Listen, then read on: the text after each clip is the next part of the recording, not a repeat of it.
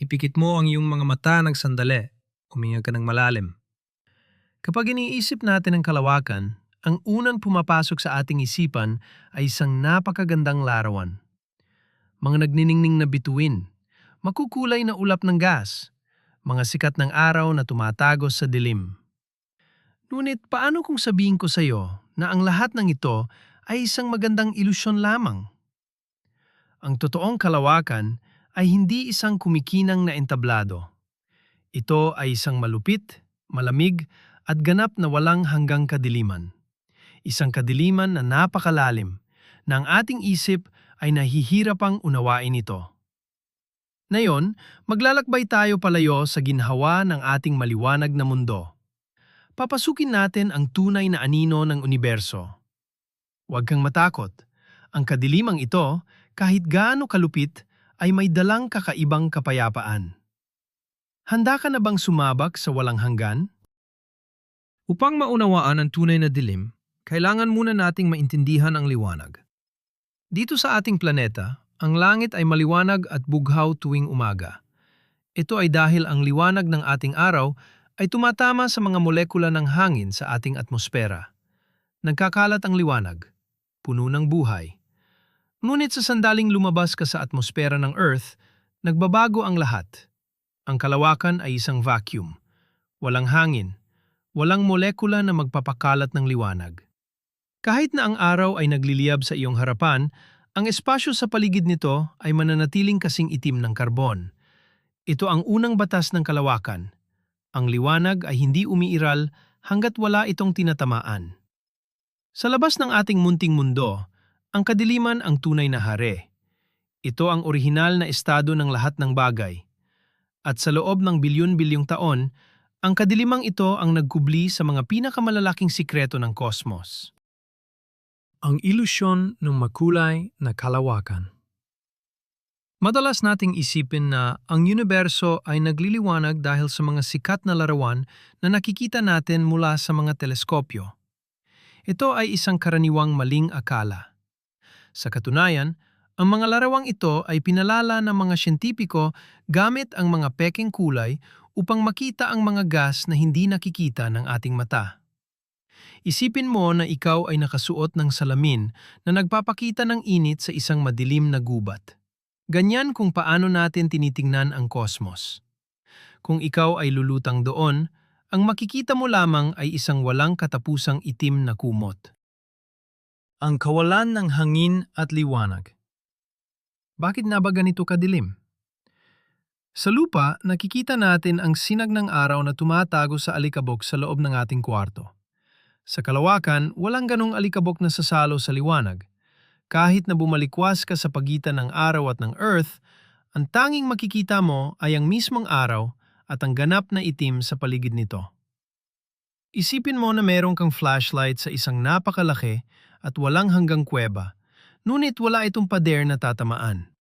Walang sasalubong sa liwanag mo. Ang nakakapanumong distansya ng mga bituin. Baka maisip mo, paano ang bilyon-bilyong bituin? Hindi ba nila kaya paliwanagin ang lahat? Ang totoo, ang kalawakan ay masyadong malaki. Ang distansya sa pagitan ng mga bituin ay napakalayo, kaya't ang kanilang liwanag ay naglalaho bago pa man umabot sa iba. Bilang ilustrasyon, isipin ang dalawang butil ng buhangin na pinaghihiwalay ng isang buong karagatan. Ganyan kalayo ang mga bituin sa isa't isa, at ganyan kalawak ang dilim na namamagitan sa kanila. Ang misteryo ng Olbers Paradox. Kung walang hanggan ang universo at puno ng bituin, bakit hindi sumisikat ang buong langit na parang araw? Ang matagal ng katanungang ito ay madaling sagutin ngayon. Ang universo ay hindi walang hangganang edad at ang liwanag ng maraming bituin ay hindi pa umaabot sa atin. Bukod pa rito, lumalawak ang universo kaya ang liwanag ay umaatras palayo. Isipin ang isang nagliliwanag na barko na unti-unting lumalayo sa dilim ng karagatan hanggang sa mawala ito sa iyong paningin. Ang mga itim na butas na lumalamon sa liwanag. May mga lugar sa kalawakan kung saan ang dilim ay hindi lamang kawalan, kundi isang aktibong puwersa. Ang mga black hole. Ang kanilang gravity ay napakalakas na kahit ang pinakamabilis na bagay sa universo, ang liwanag, ay hindi makakatakas. Sila ay mga higanteng anino. Kung isa sa larawan, para silang isang tahimik at walang hanggang buhawi sa gitna ng karagatan na humihigop ng lahat ng kulay at pag-asa sa paligid nito. Ang paglamlam ng araw sa malayong bahagi ng solar system. Hindi natin kailangang lumayo ng husto upang maranasan ang tunay na dilim. Sa bahagi ng Pluto o sa Oort cloud, ang ating napakaliwanag na araw ay nagiging isang ordinaryong bituin na lamang sa kalangitan. Ang init nito ay hindi naramdam. Isipin ang isang maliit na kandila sa kabilang dulo ng isang malaking malamig na kwarto. Ang liwanag nito ay hindi sapat upang maitaboy ang pangininig ng iyong katawan. Ang mga ligaw na planeta sa dilim. May isang nakakakilabot na katotohanan na madalas nating makalimutan.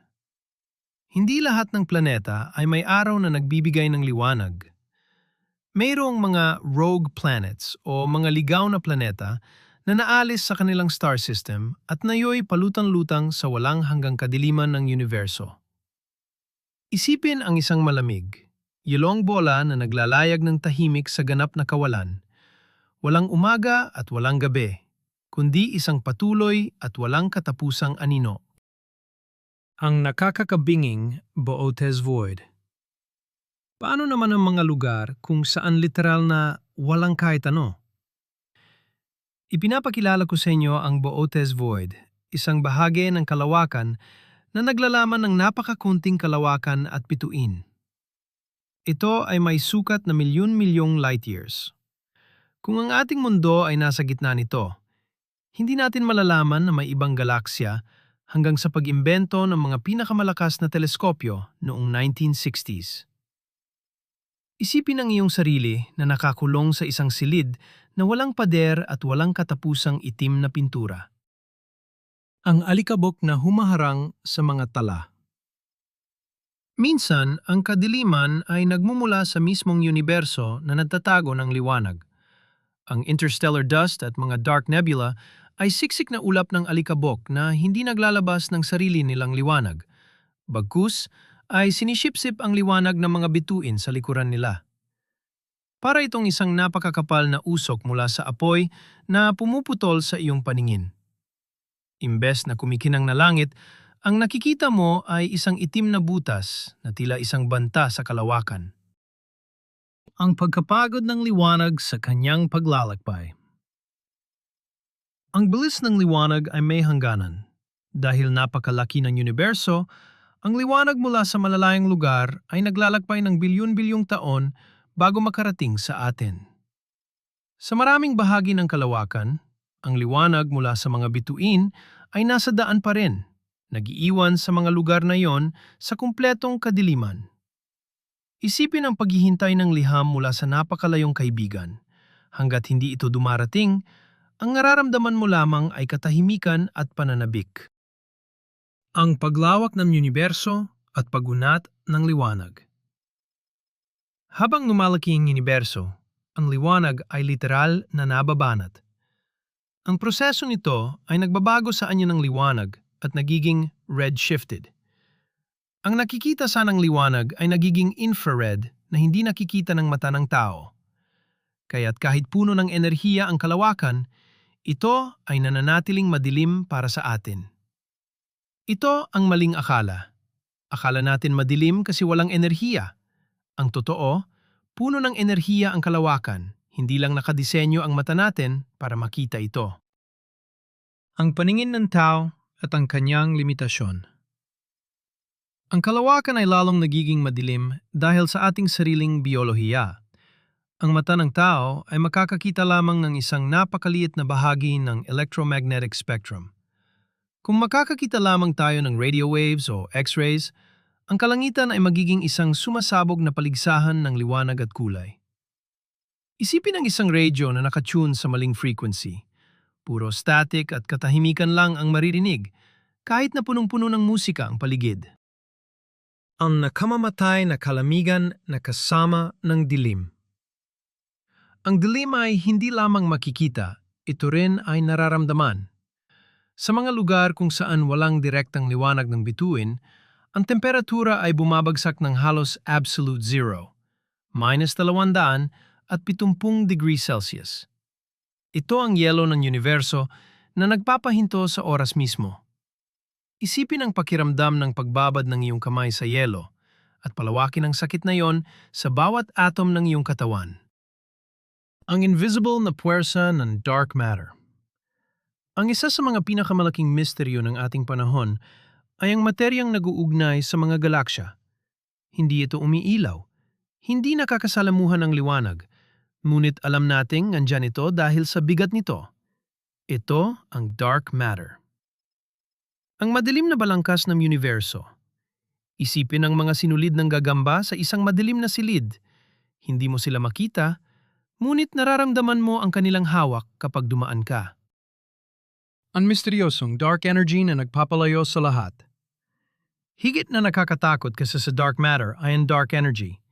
Ito ay isang hindi nakikitang puwersa na pumupunit sa mismong espasyo. Tinutulak nito ang mga galaksya papalayo sa isa't isa patungo sa ganap na kadiliman. Kung magpapatuloy ito, balang araw, walang makikitang ibang galaksya mula sa atin. Parang nakasakay ka sa isang bangka kung saan ang iba pang mga barko ay mabilis na naglalaho sa isang makapal at madilim na hamog. Ang nakakakatakot na pakiramdam ng mga astronaut.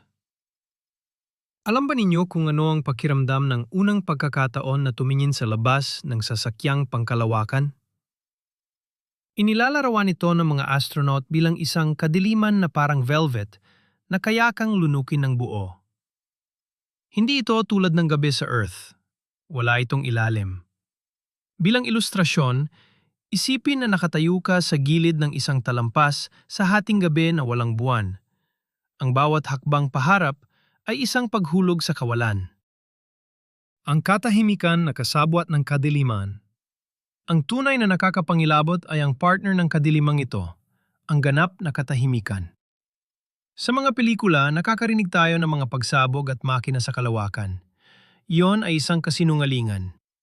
Sa katotohanan, dahil walang hangin upang magdala ng tunog, ang kalawakan ay isang walang hanggang, nakakabinging katahimikan.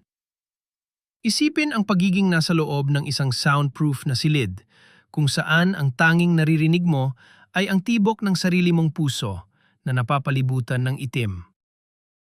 Ang mga anino ng planeta at mga eklipse. Sa labas ng mundo, ang anino ay nagiging isang seryosong kalagayan. Kapag pumasok ka sa anino ng Earth o sa likuran ng buwan, agad na mawawala ang sikat ng araw. Ang lahat ng nakikita mong kagamitan at maging ang iyong mga kamay ay magiging invisible sa kawalan. Ito ay tulad ng isang bumbilya na pinatay ng biglaan sa loob ng isang silid na walang bintana. Walang transisyon, dilim agad. Ang deep field na kinunan ng Hubble. Naisip natin nung una na ang mga walang lamang espasyo sa pagitan ng mga konstelasyon ay talagang walang laman.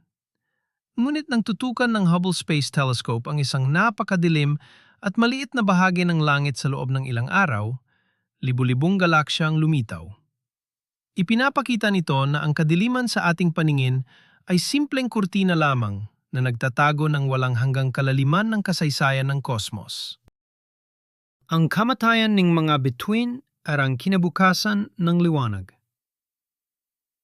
Balang araw mapapagod ang universo.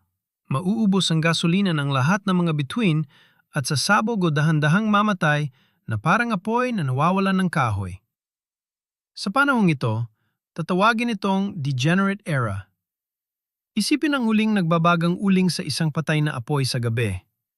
Kapag namatay ang huling bituin, ang universo ay babalik sa kanyang ina at orihinal na anyo, ganap na itim. Ang malungkot na kapalaran ng mga brown dwarfs. Maraming katawan sa kalawakan ang halos naging bituin, ngunit nabigo. Sila ang mga brown dwarfs. Wala silang sapat na mass upang magsimula ng nuclear fusion, kaya sila ay nagpapalabas ng mahinang init bago maging ganap na madilim at malamig.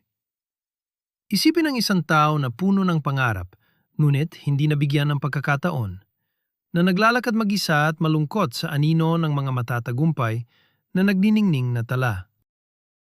Paano naglalakbay ang liwanag bilang isang tuwid na sinag? Isang kamangamanghang katotohanan. Kahit na nasa paligid ang liwanag, hindi mo ito makikita kung hindi ito tumuturo sa iyong mga mata. Sa kalawakan, maaari kang dumaan sa gitna ng isang napakalakas na laser beam ng araw at hindi mo ito mapapansin maliban kung lumingon ka mismo sa panggagalingan nito. Isipin ang isang madilim na silid na walang alikabok. Kahit magbukas ka ng laser pointer, hindi mo makikita ang linya ng liwanag sa hangin. Ang psikolohikal na epekto ng kawalan ng hangganan. Paano tumutugon ang isip ng tao sa napakatinding dilim? Ang pagtingin sa walang hangganan ng walang anumang reference point ay maaring mandulot ng matinding pagkalito at takot. Isang kondisyon na tinatawag na breakaway phenomenon. Ito ay pakiramdam na hiwalay ka na sa buong sangkatauhan. Isipin ang kalagayan kung saan ikaw ay nakalutang mag-isa sa gitna ng karagatang Pasipiko, sa kalagitnaan ng gabi, nang walang anumang pulo sa paligid. Ang ganda na nagmumula sa pagkakaiba-iba ng contrast. Sa kabila ng kalupitan ng kadiliman ng kalawakan, meron itong natatanging layunin. Hindi natin makikita at hindi natin mapapahalagahan ang maningning na kagandahan ng mga galaksya, nebula at planeta kung hindi dahil sa walang hanggang itim na canvas na ito. Binasag nito ang maling akala na ang dilim ay masama. Isipin ito. Hindi kumikinang ang isang brilyante kung itatapat mo ito sa kulay puting pader. Nangangailangan ito ng itim na pelus upang lumitaw ang ganda nito. Ang cosmic microwave background bilang huling alaala ng liwanag. Bagamat sinasabi nating madilim ang kalawakan, merong isang uri ng liwanag na natitira mula sa simula ng panahon, ang cosmic microwave background. Ito ang nakakalat at malamig na alingawngaw ng Big Bang. Hindi ito nakikita ng mata, kundi parang init na bumabalot sa lahat. Isipin ang isang malamlam na alaala sa iyong isipan nung ikaw ay bata pa. Hindi mo na malinaw na nakikita ang muka, ngunit nararamdaman mo ang init ng presensya. Ang mga halimaw ng kaluwalhatian, mga supermassive black holes.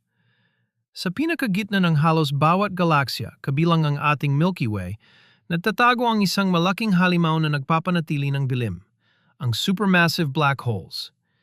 Bilyon-bilyong beses na mas mabigat kaysa sa araw.